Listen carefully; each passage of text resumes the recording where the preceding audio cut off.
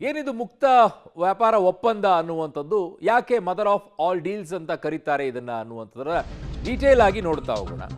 ನೋಡಿ, ಭಾರತ ಐರೋಪ್ಯ ಒಕ್ಕೂಟ ಮತ್ತೆ ಮುಕ್ತ ವ್ಯಾಪಾರ ಒಪ್ಪಂದಕ್ಕೆ ಈಗ ಬರಲಾಗಿದೆ. 27 ಐರೋಪ್ಯ ರಾಷ್ಟ್ರಗಳಿಗೆ ಮುಕ್ತ ಪ್ರವೇಶವನ್ನ ನೀಡಲಾಗಿದೆ. ರಫ್ತು ವಲಯಕ್ಕೆ ಅತಿ ದೊಡ್ಡ ಒಪ್ಪಂದವನ್ನ ಮಾಡಿಕೊಂಡಿದ್ದಾರೆ.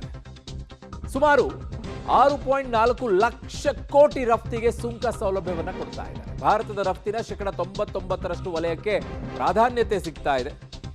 ಐಟಿ, ಹಣಕಾಸು, ಸೇವಾ ಕ್ಷೇತ್ರದಲ್ಲಿ ದೊಡ್ಡ ಅವಕಾಶಗಳು ಸೃಷ್ಟಿಯಾಗ್ತಾ ಇದೆ. ಭಾರತದ ಐಟಿ ವೃತ್ತಿಪರ ಸೇವೆಗಳಿಗೆ ದೊಡ್ಡ ಮಾರುಕಟ್ಟೆ ಈಗ ಓಪನ್ ಆಗ್ತಾ ಇರೋದು. ಡೋಲಾಯಮಾನವಾದಂಥ ಪರಿಸ್ಥಿತಿಯಲ್ಲಿ ಕೆಲವೊಂದಿಷ್ಟು ಇದ್ದುವು ದೇಶದಲ್ಲಿ. ಅವುಗಳೆಲ್ಲ ಈಗ ಮತ್ತೆ ಸ್ಥಿರವಾಗಿ ನಿಲ್ಲೋದಕ್ಕೆ ಒಂದಿಷ್ಟು ಸಹಾಯವನ್ನಂತೂ ಡೆಫಿನೆಟ್ಲಿ ಮಾಡಿಕೊಡುತ್ತೆ ಇದು. ಆ ನಿಟ್ಟಿನಲ್ಲಿ ವಿಶ್ಲೇಷಣೆಗಳು ಬಹುದೊಡ್ಡದಾಗಿ ನಡೀತಾ ಇದೆ.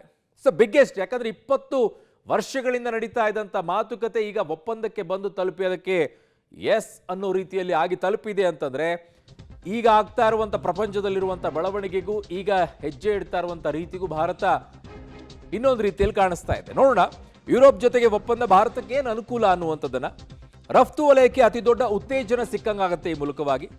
ಸುಮಾರು $75 ಬಿಲಿಯನ್ ಅಲ್ಲಿ ಅಂದರೆ 6.4 ಲಕ್ಷ ಕೋಟಿ ರಫ್ತಿಗೆ ಸುಂಕ ಸೌಲಭ್ಯವನ್ನ ಇದರಲ್ಲಿ ಕೊಡ್ತಾರೆ.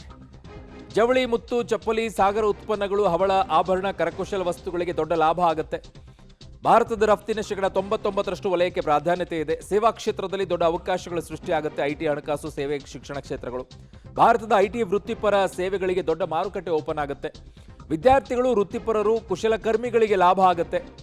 ಯುನಲ್ಲಿ ಓದಿದ ನಂತರ ಕನಿಷ್ಠ 9 ತಿಂಗಳು ಉದ್ಯೋಗ ಖಾತ್ರಿ ಅಂತೂ ಡೆಫಿನೆಟ್ಲಿ ಆಗಿರುತ್ತೆ ಯುರೋಪ್ನಲ್ಲಿ. ಆಯುರ್ವೇದ, ಯೋಗ ಪ್ರಾಕ್ಟೀಷನರ್ಗಳಿಗೆ ಯುರೋಪ್ನಲ್ಲಿ ಕೆಲಸಕ್ಕೆ ಅವಕಾಶ ಸಿಗುತ್ತೆ. ಕರ್ನಾಟಕ, ಗುಜರಾತ್, ತಮಿಳುನಾಡು, ಮಹಾರಾಷ್ಟ್ರ, ಉತ್ತರ ಪ್ರದೇಶ ರಾಜ್ಯಗಳಲ್ಲಿ ರಫ್ತು ಹೆಚ್ಚಳವಾಗುತ್ತೆ.